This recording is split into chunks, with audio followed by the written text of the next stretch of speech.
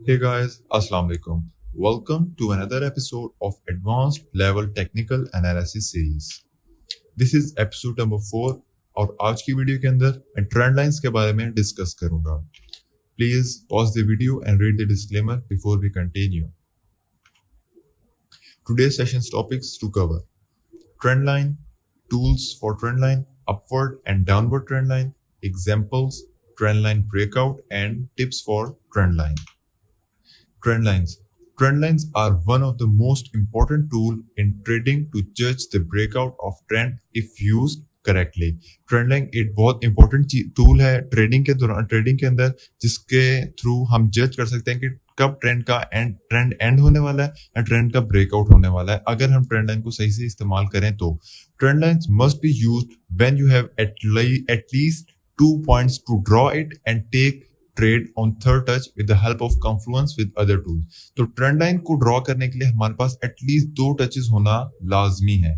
अब 2 touches like अगर price किसी ट्रेंड में लाइक डाउन ट्रेंड से आई, सपोर्ट लेवल को टच किया, हाई फॉर्म किया, हायर हाई, उसके बाद हायर लो, तो ये जो एक सपोर्ट लेवल पे जो लो फॉर्म हुआ, उसके बाद ये जो हायर लो फॉर्म हुआ, ये 2 पॉइंट्स का होना हमारे पास लाजमी है, जिसके बाद हमारे पास एक ट्रेंड लाइन फॉर्म हो सकेगी और जिसके बाद हम थर्ड टच के ऊपर अपने ट्रेड को एंटर कर सकेंगे कन्फ्लुएंस के साथ. Trend line must be drawn by connecting the wick of highs and lows, not body, close और एनीथिंग एल्स. ट्रेंड लाइन को ड्रॉ करने के लिए हमारे पास विक होना लाजमी है और विक्स को कनेक्ट करते हुए ही ट्रेंड लाइन हमने फॉर्म करनी है. विक के जो बिल्कुल हाइज होते हैं या बिल्कुल लोज के विक्स या हाइज के एग्जैक्ट विक्स को, बॉडी या क्लोजिंग को नहीं लेना, जिसकी वजह से हमारे पास ट्रेंड लाइन के अंदर काफी फॉल्स आ जाते हैं और फ्लॉज आ जाते हैं. इसकी वजह मैं आपको आगे चलते हुए वीडियो में बताऊंगा. Tools to use for marking trend lines. There are 2 types of tools are in TradingView to mark trend lines. Number 1 is trend line tool and number 2 is ray tool. These are the line section के अंदर आपको ये lines के अंदर trend line और रे tool को मिल जाएगा. अब ट्रेंड लाइन टूल जो है वो इस तरह का होता है, लाइक अगर मैंने यहाँ पे इस हाई और इस हाई को कनेक्ट करते हुए ट्रेंड लाइन फॉर्म करनी है, तो फर्स्ट टच और सेकंड टच मैग्नेट टूल के साथ फर्स्ट पॉइंट हमारे पास ये आ गया और सेकंड पॉइंट हमारे पास ये आ गया. तो अब ये जो ट्रेंड लाइन ड्रॉ की है तो प्राइस ने इनको कनेक्ट कर दिया, हमारे पास आगे फर्दर कंटिन्यू ट्रेंड लाइन नहीं हो रही थर्ड टच को ट्रेड करने के लिए. और ये है रे टूल की एग्जांपल, लाइक अगर फर्स्ट और सेकंड पिवट को मैंने टच किया तो इसने आगे फर्दर कंटिन्यू कर दिया है ट्रेंड, इस रे टूल ने ट्रेंड लाइन को, ताकि थर्ड टच के लिए हमें बेटर और एग्जैक्ट लेवल मिल सके. Uptrending trend line. It is formed when price is moving in an uptrend by making series of higher highs and higher lows. We need 2 higher lows to draw a trend line by connecting their higher lows. तो हमें 2 higher lows चाहिए होते हैं trend line को form करने के लिए. Like अब ये देख सकते हैं सपोर्ट लेवल को प्राइस ने टच किया, higher low number 1, higher high form किया, उसके बाद हायर लो फॉर्म किया. तो ये higher low number 1 and higher low number 2 को कनेक्ट करते हुए, विक्स को कनेक्ट करते हुए हमने रे टूल के साथ ट्रेंड लाइन को ड्रॉ किया, तो मेरे पास ये थर्ड टच के लिए इसके पास जगह मिल गई. The third touch will be our trade setup zone if there is a confluence with other tool, which is higher time frame, fib levels, indicators, parallel channels, etc. तो जो थर्ड टच है यहाँ पे हमने ट्रेड लेनी है, तो इसके लिए हमारे पास कन्फ्लुएंस होना लाजमी है, जिसके बाद हम इसको ट्रेड कर सकेंगे. क्योंकि कन्फ्लुएंस से हमें ये होता है कि अगर ट्रेंड लाइन के थ्रू हमें यहाँ पे सपोर्ट नहीं मिल रही प्राइस को, तो किसी और टूल के मदद से लाइक फिप्स, ट्रेंड लाइन के थ्रू प्राइस को यहाँ पे सपोर्ट नहीं मिल रही, तो लेट से किसी और टूल के थ्रू लाइक फिप के थ्रू प्राइस को यहाँ से सपोर्ट मिल जाएगी. अगर फिप के थ्रू नहीं है, लाइक HTF लेवल के थ्रू सपोर्ट मिल जाएगी, नहीं तो किसी इंडिकेटर या किसी चैनल के थ्रू सपोर्ट मिल जाएगी. कन्फ्लुएंस का मतलब ये होता है जिसकी वजह से हम लोग ये एक्सपेक्ट कर सकते हैं कि यहाँ पे काफी ज्यादा चीजें लाइन अप हो रही हैं, तो यहाँ पे सपोर्ट लाजमी मिल जाएगी किसी ना किसी चीज से. So this is example of upwarding trend line. Price support level form करती है, higher highs and higher low form करती है. यहाँ पे प्राइस 50 की रिट्रेसमेंट से रिजेक्ट होती है. फर्स्ट पिवट और सेकंड पिवट को कनेक्ट करते हुए हमने रे टूल को ड्रॉ किया, प्राइस ने न्यू हायर लो फॉर्म किया, हायर हाई फॉर्म किया, और उसके बाद daily level this low to this high 0.5 and this low to this high 0.382 के कन्फ्लुएंस और ट्रेंड लाइन का थर्ड टच. यहाँ पे एक अच्छी कन्फ्लुएंस आ रही थी, तो यहाँ पे हम ट्रेड में एंटर कर सकते हैं रिएक्शन देखते हुए. प्राइस ने यहाँ से रिजेक्शन दी और प्राइस ने न्यू हायर हाई फॉर्म किया, और उस हायर हाई का टारगेट भी हमारे पास this low to this high to this low. फिर एक्सटेंशन के थ्रू 1 to 1 और 1 to 1 तक हमारे पास इजीली इसका टारगेट मिल गया। सो ये एक एग्जांपल है अप ट्रेंडिंग ट्रेंड लाइन की। उसके बाद आती है जी down trending trend line. It is formed when price is moving in and downtrend by making series of lower lows and lower highs। तो डाउन ट्रेंड की जो ट्रेंड लाइन है वो जब price lower lows and lower highs and lower lows form कर रही होती है तब ट्रेंड लाइन फॉर्म होती है। और यूजुअली ट्रेंड लाइन जो है वो हमारे पास ट्रेंड को भी शो करती है कि प्राइस इस टाइम क्लियर डाउन ट्रेंड में है या क्लियर अप ट्रेंड में है। We need 2 lower highs to draw a trend line by connecting their lower highs. तो हमें 2 लोअर हाइज चाहिए होते हैं जिनको कनेक्ट करते हुए हम ट्रेंड लाइन फॉर्म कर सकते हैं, जिससे हमारे पास एक थर्ड टच भी मिल जाता है। Third touch will be our trade setup zone if there is a confluence with other tool like higher time frame levels, fib levels, indicators और पैरेलल चैनल्स एटसेट्रा। तो यहाँ पे आप देख सकते हैं कि इस लोअर हाई नंबर 1 और लोअर हाई नंबर 2 को कनेक्ट करते हुए हमने ट्रेंड लाइन ड्रॉ की। तो प्राइस ने यहाँ पे थर्ड टच के लिए हमें एक ट्रेड सेटअप भी दे दिया। Example of downwarding trend line, price first touch and the second touch. इन 2 टचेस को हमने कनेक्ट करते हुए प्राइस की ट्रेंड लाइन एक ड्रॉ की। प्राइस को लोअर लो फॉर्म करते हुए प्राइस अपसाइड पे आई और this high to this low golden pocket exact CC की और उसके बाद this high to this low golden pocket use की जो कि एग्जैक्ट ट्रेंड लाइन की कन्फ्लुएंस के साथ आ रही थी। प्राइस ने थर्ड टच सेटअप दिया यहाँ पे ट्रेंड लाइन का और प्राइस ने लोअर लो एक नया फॉर्म कर दिया। और उसके बाद इवन प्राइस ने फोर्थ टाइम भी एक कन्फ्लुएंस यहाँ पे गोल्डन पॉकेट की ही बनती है और प्राइस ने अगेन फोर्थ टाइम भी ट्रेंड लाइन से टच दिया, लेकिन इतनी कोई स्ट्रॉन्ग रिजेक्शन नहीं दी। उसके बाद प्राइस ने फेक आउट उस ट्रेंड लाइन का ब्रेकआउट किया और एज अ सपोर्ट उसको होल्ड किया और उसके बाद वापस से एक्सेप्टेंस ले ली उसके अंदर। सो ये एक डाउनवर्डिंग ट्रेंड लाइन की एग्जांपल थी कि प्राइस किस तरह से एग्जांपल को रिस्पेक्ट करती है। अब याद रहे यहाँ पे भी हमने विक्स को कनेक्ट करते हुए बनाया तो प्राइस ने विक ही हमारे लेवल के ऊपर लगाई। सो इस वजह से हमारे पास प्रिसीजन और एक्यूरेसी काफी ज्यादा हाई हो जाएगी अगर हम विक्स को यूज करेंगे, बिकॉज विक्स डोंट लाई। उसके बाद आता है जी trend line breakout. Usually when trend line is touched 3 times it becomes weaker and weaker so that most of the time it might breaks out the trend line on fourth touch। तो जब price के अंदर 3 touches हो जाते हैं तो वो निशानी हो जाती है कि प्राइस की जो ट्रेंड लाइन है वो वीक हो जाती है काफी ज्यादा।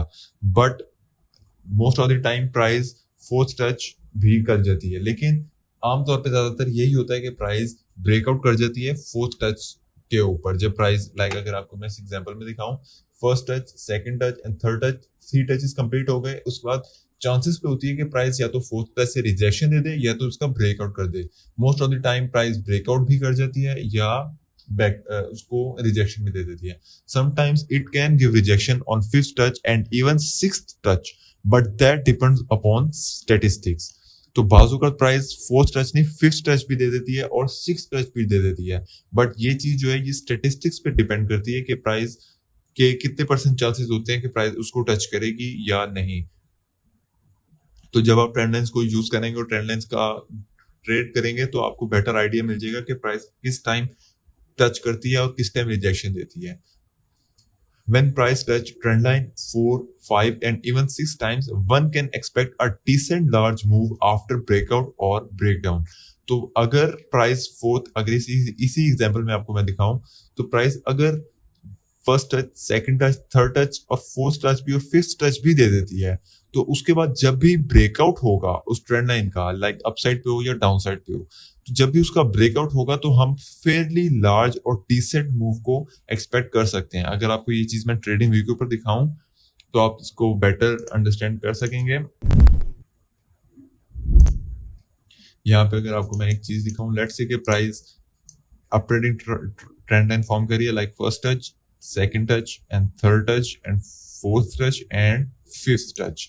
तो लेट्स से अगर प्राइस ने यहाँ पे अब ये जो ट्रेंड लाइन फॉर्म की है, ठीक है, थोड़ा सा रफ ड्राइंग है, उसके बाद अगर प्राइस ने फिफ्थ टच भी यहाँ पे कर दिया है, ठीक है, तो हम यहाँ पे इसका मतलब ये कि ये ट्रेंड लाइन बहुत वीक हो चुकी है और इसके अंदर काफी अब इतनी ज्यादा स्ट्रेंथ नहीं है कि ये रिजेक्शन दे सके। तो जब भी इसका ब्रेकडाउन होगा या ब्रेकआउट होगा तो हम एक्सपेक्ट कर सकते हैं कि एक लार्ज ड्रॉप प्राइस देगी, ठीक है, लाइक क्योंकि काफी ज्यादा ट्रेंड के साथ एक लिक्विडिटी बिल्ड हो चुकी होगी, स्टॉप्स वगैरह, और काफी ज्यादा एग्जॉशन भी मिल चुकी होगी बायर्स को कि अब वो कितना ज्यादा प्राइस को पुश करें।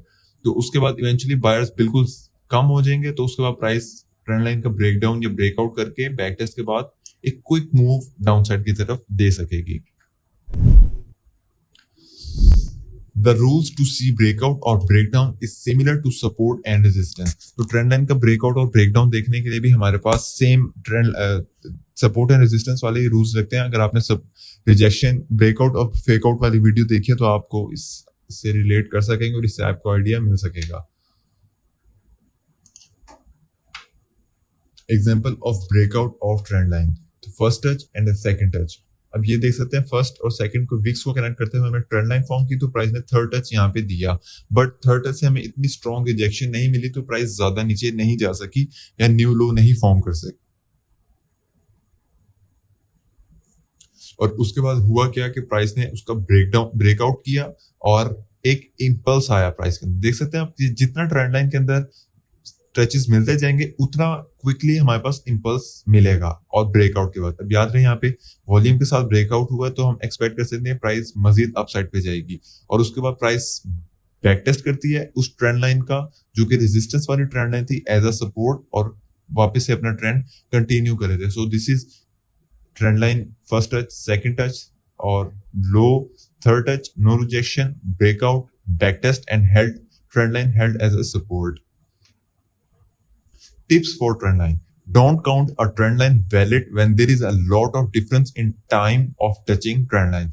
तो ट्रेंड लाइन को आप कभी भी वैलिड नहीं कंसीडर कर सकते जब तक उसके अंदर काफी ज्यादा टचेस में टाइम डिफरेंस ना हो जाए। लाइक अगर इसी पे मैं आपको एक एग्जांपल दिखाता चलूं, लेट्स से कि प्राइस ये एक ट्रेंड लाइन थी, ठीक है। तो अब अगर प्राइस ने फर्स्ट टच किया और उसके बाद सेकंड टच अपना इधर किया और उसके बाद अगर थर्ड टच प्राइस इस जगह के ऊपर आके कर रही है, तो आप यहाँ पे देख सकते हैं कि ये एक लॉट्स ऑफ स्पेस है, ठीक है। टाइम डिफरेंस काफी ज्यादा है। लाइक इस लो से इस लो तक जाने में प्राइस को कम टाइम लगा था, ठीक है, जबकि इस लो से इस लो तक जाने में प्राइस को काफी ज्यादा टाइम लगा था, ठीक है। तो ये जब इतना ज्यादा टाइम डिफरेंस आ जाए तो हम इसको एक वैलिड ट्रेंड लाइन नहीं कंसीडर कर सकते, बट ये हमारे चार्ट पे रहेगी, बट इतनी स्ट्रॉन्ग हम इसको कंसीडर नहीं कर सकते, जबकि फिर भी ये रिजेक्शन जरूर हमें दे सकती है। Alright, the price must have to clear swing highs and lows to form our trend line. Price के पास हमेशा क्लियर स्विंग हाइज और स्विंग लोज होने लाजमी है, तभी हम एक ट्रेंड लाइन को फॉर्म कर सकेंगे। लाइक कि वो किसी नैरो रेंज के अंदर फॉर्म नहीं हो रहा, लाइक क्लियर लो लगा उस पर प्राइस अप गई, तो ये जो क्लैरिटी है, ये क्लैरिटी दोनों लोज या दोनों हाइज के अंदर होना जरूरी है, तभी हम एक वैलिड ट्रेंड लाइन को फॉर्म कर सकते हैं। More higher the time frame, more strong the trend line will be. जितना हायर टाइम फ्रेम होगा उतनी स्ट्रॉन्ग ट्रेंड लाइन होगी। The trend line should be connected with wicks of candles for higher accuracy. और trend line को form करने के लिए Vicks को अगर कैंडल्स की कनेक्ट करेंगे तो ज्यादा एक्यूरेसी हमें ट्रेंड लाइन को ट्रेड करते हुए मिल सकती है। Connecting the wicks also helps you to जज the breakout of trend line. तो ये मेरा मकसद था विक्स को कनेक्ट करवाने का, क्योंकि आमतौर पे मैं विक्स को करता हूँ, मैंने स्टैटिस्टिक्स और एक्सपीरियंस के थ्रू देखा है कि जितनी ज्यादा हम विक्स को यूज करते हैं ना, विक्स को फॉर्म करते हुए क्लियर पैटर्न या क्लियर ट्रेंड लाइन या क्लियर चैनल फॉर्म होता है, तो उतना ही ज्यादा हमें आसान होता है ब्रेकआउट को जज करने के अंदर। तो ये मेरी एक टिप है आपके लिए कि अगर कोई भी पैटर्न ड्रॉ करें तो विक्स को यूज करें, उससे ब्रेकआउट हमें इजीली मिल जाएगा। So that's it for this video. Thanks for watching. If you have any questions related to today's session, please ask in comment section. और अगर आपको फर्दर असिस्टेंस चाहिए मुझसे तो आप डबल एज ट्रेडिंग हब के डिस्कॉर्ड ग्रुप में मुझसे पूछ सकते हैं। डिस्कॉर्ड का लिंक इस वीडियो के डिस्क्रिप्शन में आपको बआसानी मिल जाएगा। So we will meet in the next one. Till then, bye bye.